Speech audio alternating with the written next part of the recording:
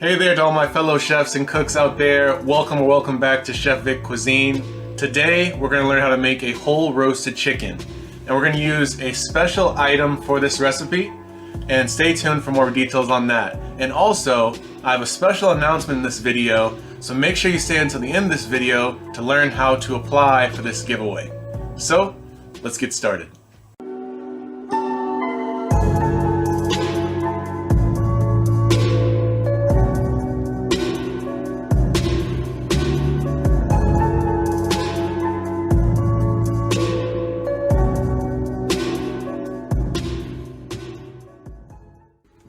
Alright, for the ingredients, you need 4 to 4.5 pounds of a whole chicken with the neck and the giblets removed. Then you're going to need half of a large lemon, half of a head of garlic, 2 tablespoons of kosher salt,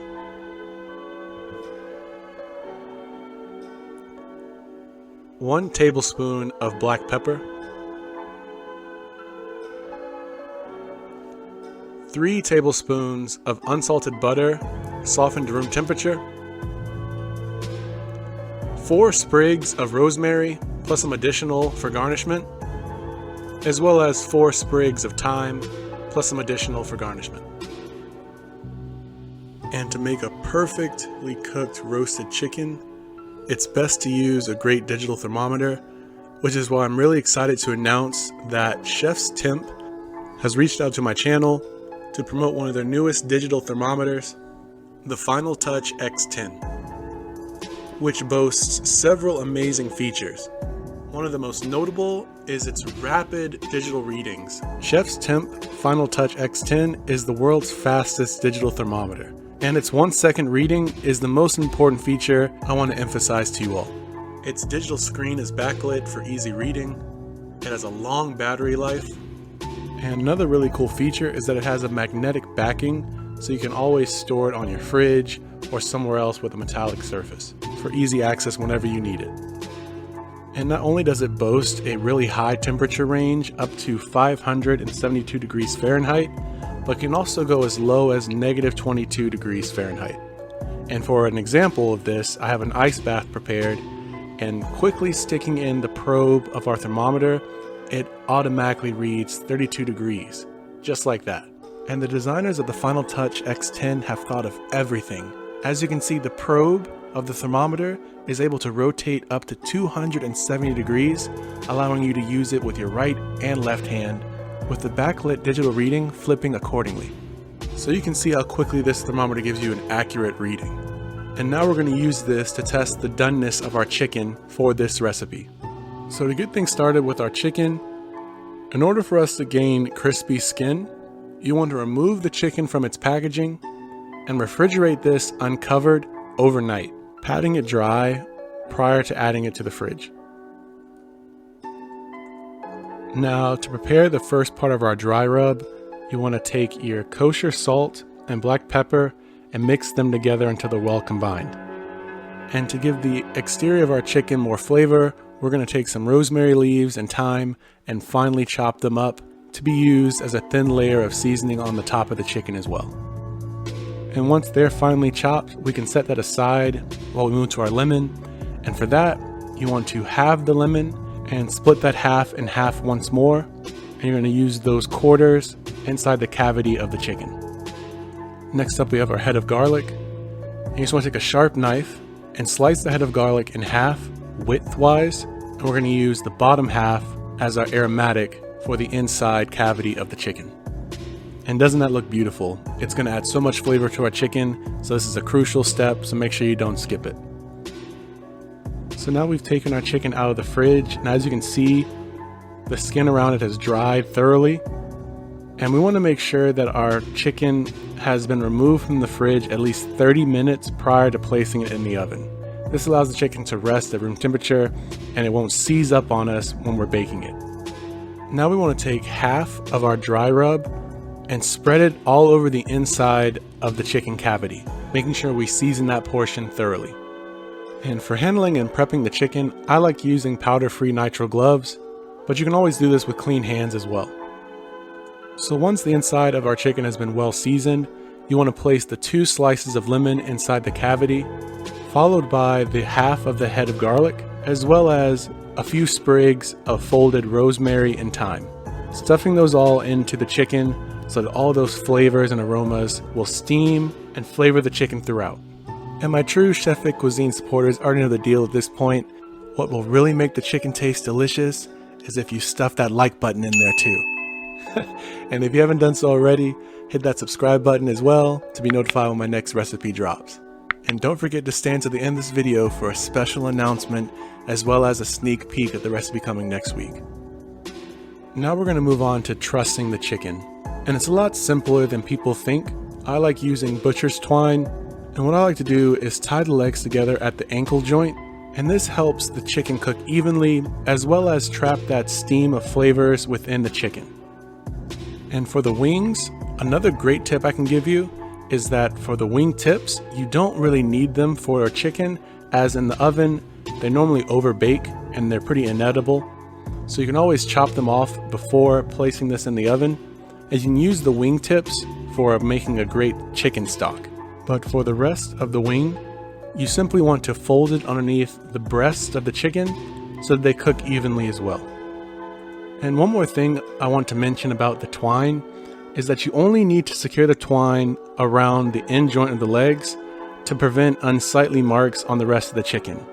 As if you were to wrap the twine around the length of the body, the crispiness of the skin as you remove the twine may cause it to rip off. So I normally just tie the ankle joint of the chicken, and that works fine for me.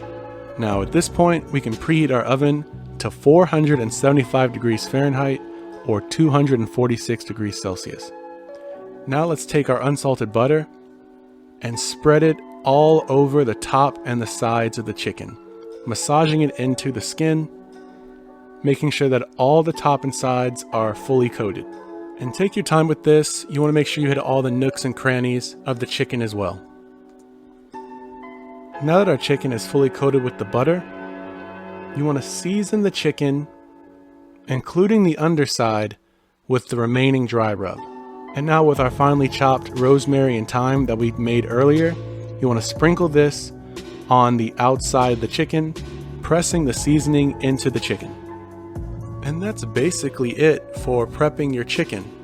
So now you want to transfer the chicken to what I prefer to be a parchment paper lined baking sheet sitting on top of a wire rack. This is really important as we want that dry heat to not only cook the top side of the chicken, but the bottom side as well, so that our whole chicken cooks evenly. So placing it on a wire rack is definitely the method you want to go for. So we're going to bake this chicken for about 45 minutes to an hour. And a trick to the trade of cooking a great chicken is facing the dark meat or the legs to the back of the oven, as they take longer to cook, and typically most of the heat is in the back of your oven. And so for me, it's been about 50 minutes of the chicken being in the oven, and I'm going to take our trusty digital thermometer from ChefsTemp, the FinalTouch X10, and we're going to insert the probe of our thermometer into the thickest part of the breast, and it should read a temperature of between 150 to 155 degrees Fahrenheit or 65 to 68 degrees Celsius. And as you can see, it quickly gave us the correct temperature. And for a double check on the doneness of our chicken, we can also insert the probe of the thermometer into the thickest part of the thigh as well, and its temperature should read about 165 degrees Fahrenheit or 74 degrees Celsius. And using our thermometer, we hit it right on the dot. And so at this point, our chicken has had enough time in the oven, and we can remove it from the oven and loosely tint it with aluminum foil. And we want to allow this to rest for about 10 to 15 minutes. The chicken's going to finish cooking at this stage as the internal temperature will continue to rise.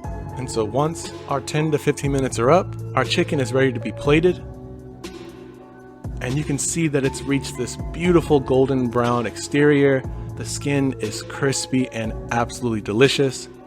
And what I like to do for garnishment is to plate it with what we stuff it with and season it with. Notably, additional wedges of lemon, as well as some additional sprigs of rosemary and thyme.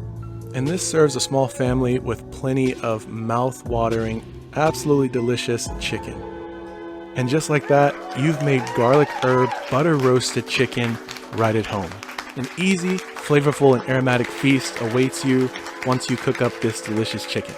And if it's one more tip I can give you for this recipe, is that you definitely want to make sure that you loosely tint the chicken towards the end with the aluminum foil, as this prevents the skin from getting soggy as it rests. Now let's cut into this bad boy and see how we did. Just looking at that first slice, you can see that beautiful juice of the chicken sliding out. And wow, look at the chicken inside, perfectly cooked, super tender and juicy, and full of flavor. And not only is the inside of the chicken delicious, I can't stress enough how delicious the skin is. I definitely recommend getting a bite of that in each portion of your meal. Well, thank you all for watching. I truly do appreciate it. This is actually a bonus recipe from my upcoming cookbook, Chef Vic Cuisine Volume 3, Upgrading Your Inner Chef, and that'll be releasing very soon, and I can't wait to tell you the details on that. Thank you all so much for watching, and if you've enjoyed this video, make sure to smash that like button for me. It really helps the channel out, and if you haven't done so already, hit that subscribe button too, and click the bell icon to be notified when my next video drops. And sharing is caring, so if you enjoy this recipe as much as I did making it, feel free to share this with all your family and friends. And stay tuned for next week, where I show you how to make this super quick and easy breakfast option, avocado toast. And now for all the viewers that stay until the end of this video, I have something very special to announce. So I'm really excited to share with you all that the folks at ChefsTemp have supplied me with a second digital thermometer to give away to you all. And all you need to do to apply for that is to, number one, like the video. And if you haven't done so already, subscribe to the channel. But you need to leave a comment on this video saying ChefsTemp, the perfect temp every time. If you write that in the comments, as well as follow all the social media that I have popped up on the screen here, you will be in the running for this giveaway. So in a week's time, I'm going to gather up all the data and then do a screen recording of a random generator that's going to select the winner. And the winner, all you have to do is message me privately on Instagram at Chef Vic Cuisine, and we can discuss how to get this to you. So I'm really excited for this, and I hope you guys enjoy this thermometer as much as I do.